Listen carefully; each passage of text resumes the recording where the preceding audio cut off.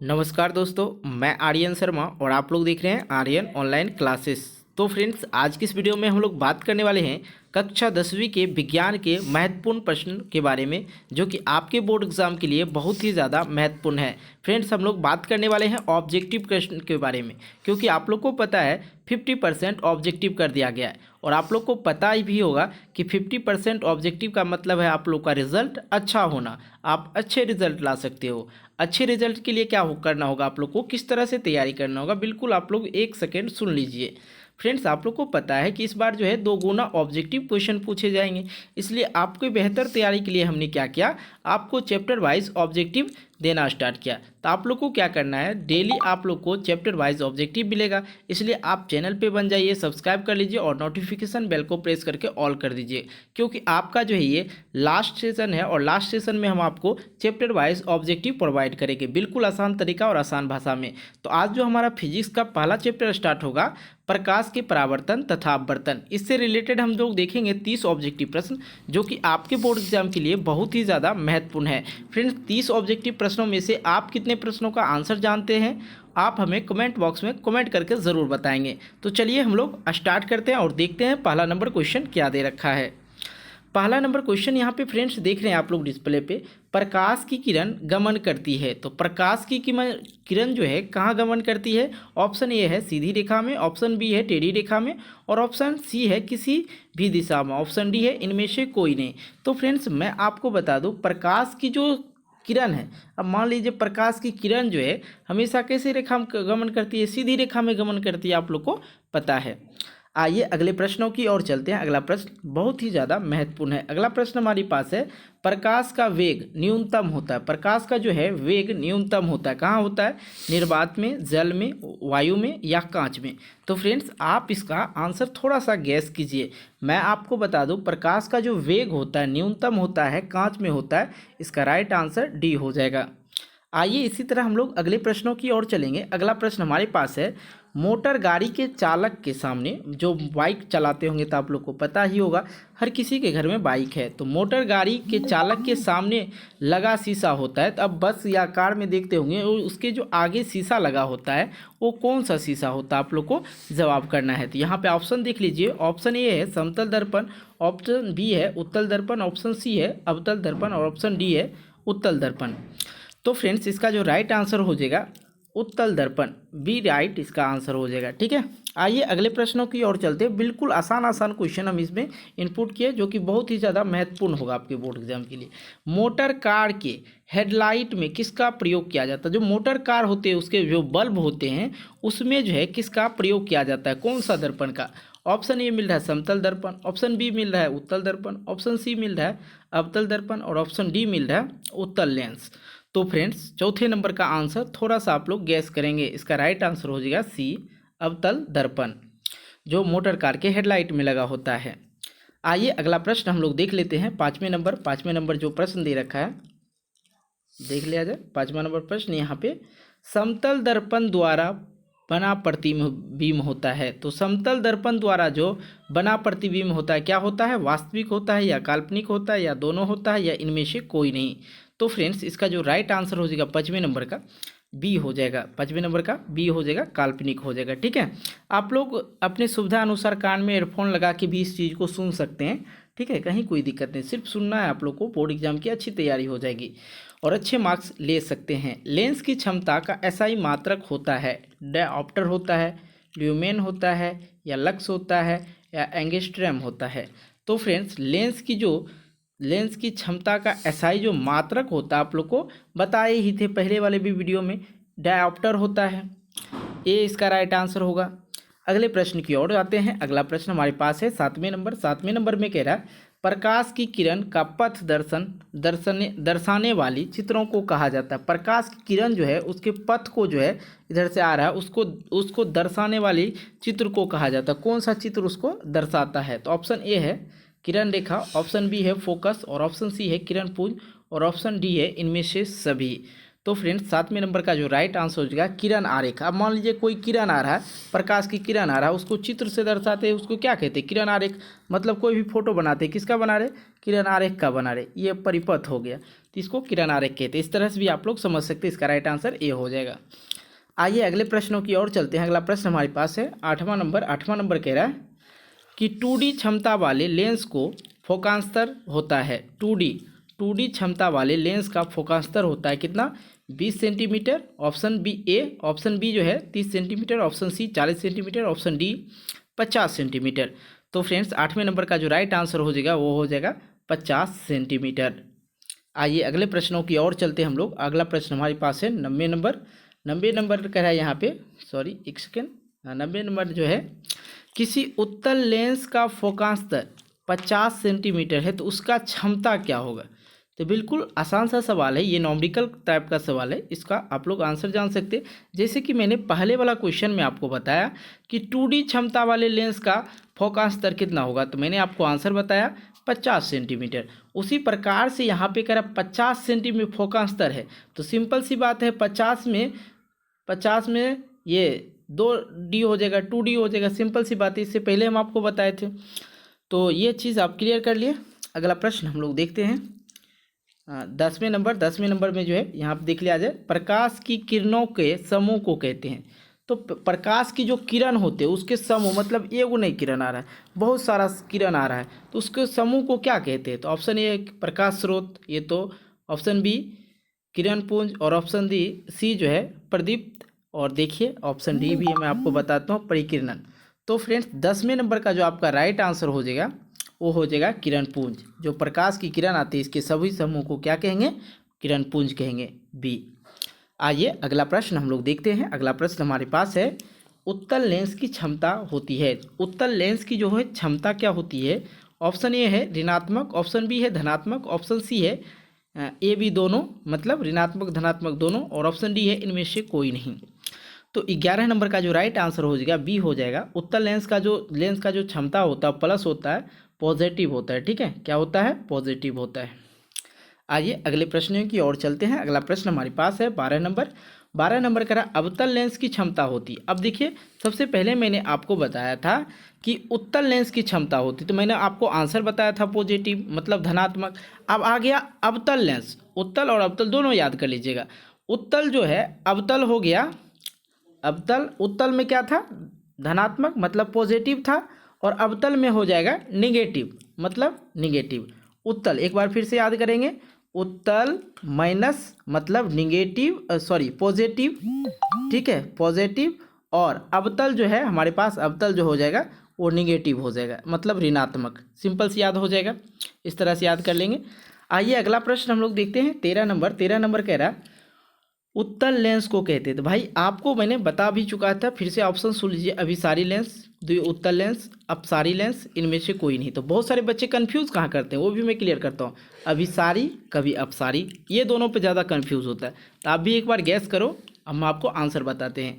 तो 13 नंबर का जो आंसर हो जाएगा अभिसारी हो जाएगा, अपसारी नहीं, अभिसारी उत्तल लेंस को कहते हैं। ठीक है,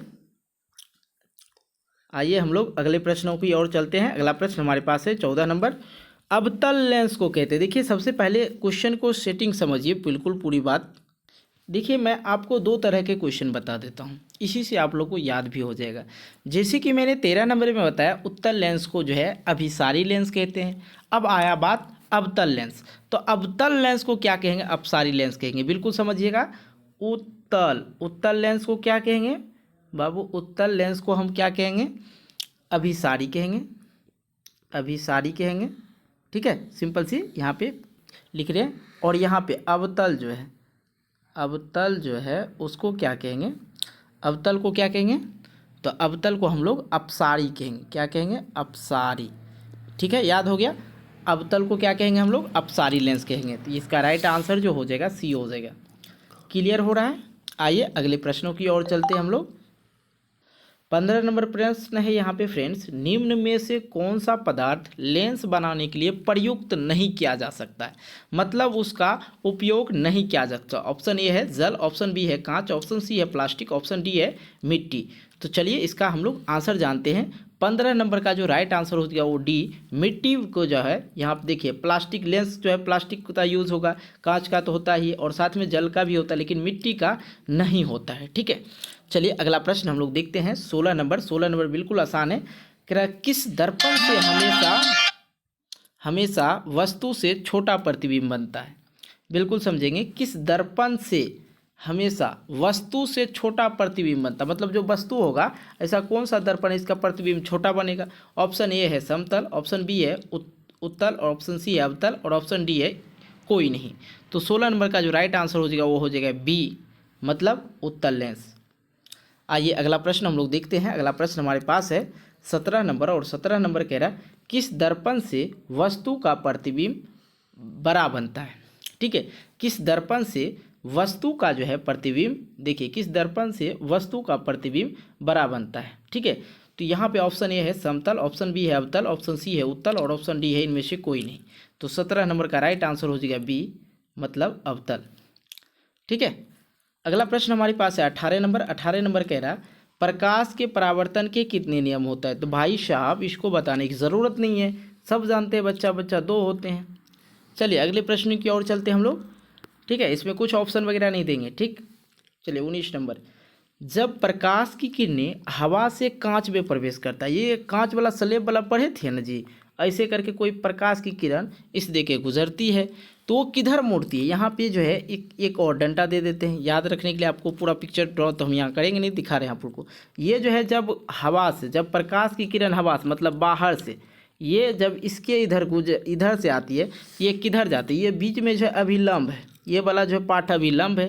तो ये जो है इधर से यदि गुजरती है तो ये अभिलंब की निकट होती है या बाहर होता है या हटता है, तो इस चीज़ को आप लोग को गौर करना है। तो बिल्कुल आप इस चीज़ को समझ सकते हैं। 19 नंबर में है अभिलंब से दूर, अभिलंब के निकट, अभिलंब के समांतर, और इनमें से कोई नहीं। तो देखिए दो चीज़ यहाँ पे बच्चे के मन में खटकता है, ज़्यादातर समांतर तो होगा नहीं, बिल्कुल जान रहे हैं आप लोग।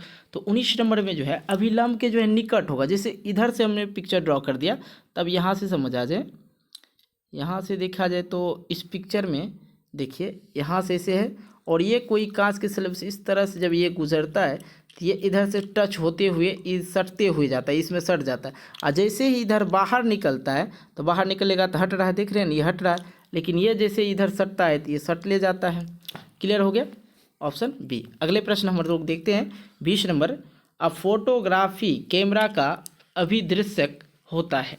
जो फोटोग्राफी सेल्फी लेते ही होंगे तो पता होगा, तो उसमें जो अभिदर्शक होता है उत्तल लेंस लगा होता है या अवतल लेंस, या उत्तल दर्पण या अवतल दर्पण। तो 20 नंबर का जो राइट आंसर हो गया ए, उत्तल दर्पण। आइए अगले प्रश्नों की ओर चलते हैं। अगला प्रश्न हमारे पास 21 नंबर, साइड मिरर के रूप में हम लोग प्रयोग करते हैं। तो भाई साहब बाइक में तो आप लोग देखे ही होंगे, सपोज दिस इज हैंडल। ठीक है, हैंडल आप लोग देखते ही होंगे, हैंडल है ये, और यहाँ पे एक स्टाइल से शीशा लगाते हैं और यहाँ पे एक शीशा लगाते हैं, तो इसको जो कहते हैं साइड मिरर कहते हैं। ठीक है, इसमें कौन सा शीशा लगा होता है, तो भैया गैस करो आप लोग कौन सा शीशा होता है। यहाँ पे अवतल दर्पण, उत्तल दर्पण, उत्तल लेंस, प्रिज्म।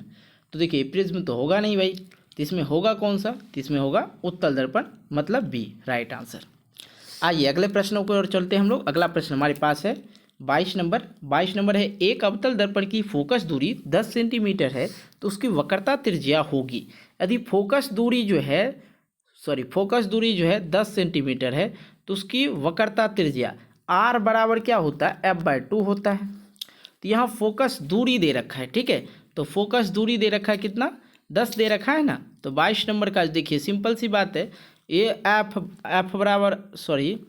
बराबर जानते हैं, तो ये आर बराबर f/2, तो इधर आएगा तो ये गुणम हो जाएगा, गुणम होगा 10 दूने का हो जाएगा 20, मतलब 20 सेंटीमीटर। ये सूत्र तो आप लोग जानते ही होंगे। आइए अगला प्रश्न हम लोग देखते हैं 23 नंबर। 23 नंबर में है, निर्गत किरण अभिलंब के बीच के कोण को क्या कहते हैं। देखिए वही स्लेब है, सपोज एक हम आपको पिक्चर ड्रॉ करते हैं, ये कांच का स्लेब है और इस तरह से ये कोई प्रिज्म गुजरता है, ये देख रहे हैं दूर हो रहा है, ये सटते हुए जाता है। ठीक है, अभिलंब से सटते हुए जाता है, कांच से गुजरेगा तो हटते हुए जाएगा, और ये दोनों के बीच जो कोण बनता है, ये दोनों के बीच जो कोण बनता है उसको क्या कहा जाता है। ठीक है, 23 नंबर में अब इसको जो कहा जाता है निर्गत कोण कहा जाता है। ठीक है, इसको कौन सा कोण कहा जाता है, निर्गत कोण कहा जा सकता है। चलिए अगले प्रश्नों की ओर देखते हैं। 24 नंबर, सरल सूक्ष्मदर्शी में किसका उपयोग होता है? ऑप्शन ए अवतल दर्पण, ऑप्शन बी उत्तल दर्पण, ऑप्शन सी अवतल लेंस और उत्तल लेंस, ऑप्शन डी। तो 24 नंबर में देखा जाए, जो सरल सूक्ष्मदर्शी होते हैं मतलब छोटे छोटे बिंदा जो दे रहे हैं, इससे भी छोटा छोटा जो नग्न आंखों से नहीं देख सकते हैं, उसको देखने के लिए हम लोग सूक्ष्मदर्शी का उपयोग करते हैं। अब बताइए भाई साहब, उसमें कौन सा लगा रहता है? तो उसमें लगा होता है कौन सा? उत्तल लेंस लगा रहता है। उत्तल लेंस बड़ा जूम करता है, ठीक है, जैसे कैमरा में जूम करते हैं ना, बहुत ज़्यादा जूम होता है। तो उसी तरह से उसमें कौन सा लेंस लगा रहेगा? तो उत्तल लेंस। याद हो गया होगा, ब्याह शादी वाला कैमरा देख लीजिएगा, बहुत ज़्यादा जूम होगा। तो नॉर्मल कैमरा वगैरह फ़ोन वगैरह में उतना जूम नहीं होता है। किस लेंस के द्वारा सिर्फ काल्पनिक प्रतिबिंब बनता है? काल्पनिक मतलब जो है, एक होता है रियल इमेज, आप लोग को पढ़े होंगे रियल इमेज, यहाँ पे है काल्पनिक, जिसको वास्तविक प्रतिबिंब बोला जाता है। एक है काल्पनिक वास्तविक प्रतिबिंब और काल्पनिक प्रतिबिंब। तो यहाँ पे है किसी लेंस के द्वारा सिर्फ, मतलब ओनली फॉर, सिर्फ जो है क्या बनेगा? काल्पनिक प्रतिबिंब तनता है। यहाँ पे तनता को छोड़िएगा, यहाँ पे लिखना है बनता है, समझे? बनता है। ऑप्शन ए है उत्तल दर्पण, ऑप्शन सी है बी है अवतल दर्पण, ऑप्शन सी है बायफोकल और ऑप्शन डी है इनमें से कौन? बायफोकल किसको लगता है? बूढ़ा आदमी को ना जी, याद होगा, बूढ़ा आदमी को लगता है। चलिए इसका राइट आंसर हो जाएगा अवतल। ठीक है, आइए अगले प्रश्नों की ओर चलते हैं। अगला प्रश्न हमारे पास है 26 नंबर, और 26 नंबर कह रहा है कि परावर्तन के नियम से निर्धारित होते हैं। तो परावर्तन के नियम से निर्धारित होते हैं आपतन कोण बराबर परावर्तन कोण, यही निर्धारित होता है। चलिए अगला प्रश्न हमारे पास है 27 नंबर, और 27 नंबर कह रहा है काल्पनिक प्रतिबिंब बनता है सीधा, उल्टा, दोनों या कोई नहीं। तो 27 नंबर का जो आंसर हो जाएगा वो हो जाएगा ये सीधा। काल्पनिक प्रतिबिंब कैसा बनेगा? साफ सुथरा, सीधा।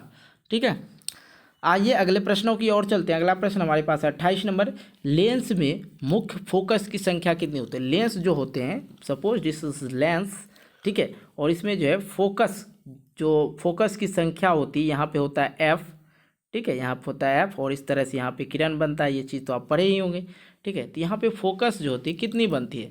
तो 28 नंबर का जो आंसर हो जाएगा 2 बनती है, एक यहाँ पे बनता है और एक यहाँ पे बनता है।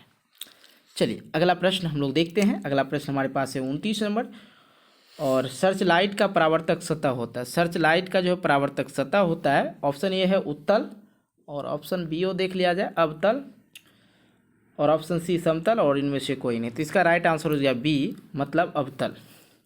ठीक है, अब आ चुके हैं हम लोग दाढ़ी बनाने के लिए। मतलब दाढ़ी बनाने के लिए कौन सा दर्पण का उपयुक्त किया जाता है, प्रयुक्त किया जाता है, मतलब प्रयोग किया जाता है। तो भाई साहब इससे पहले एक और बात बता दूं, अभी तक आप हमारे इस चैनल को सब्सक्राइब नहीं किए तो चैनल को सब्सक्राइब कीजिए, नोटिफिकेशन बेल को प्रेस करके ऑल कीजिए। हाँ मेरे भाई, आप लोग के लिए जो बहुत अच्छी तैयारी के लिए हम लेके आए हैं चैप्टर वाइज ऑब्जेक्टिव टेस्ट, तो इस तरह से आप लोग दे सकते हैं। चैनल को सब्सक्राइब कर दीजिएगा और वीडियो को लाइक कर दीजिएगा। आपका एक लाइक मुझे मोटिवेट करता है कि नहीं वीडियो बनाने के लिए। ठीक है, अब बताते हैं दाढ़ी बनाने के लिए। आप लोग को दाढ़ी हुआ ही नहीं होगा, चलिए तब फिर भी जान लीजिए दाढ़ी बनाने में कौन सा दर्पण प्रयुक्त किया जाता है। दाढ़ी बनाने के लिए जो है किया जाता है किसका? समतल दर्पण, उत्तल दर्पण, अवतल दर्पण, इनमें से कोई नहीं।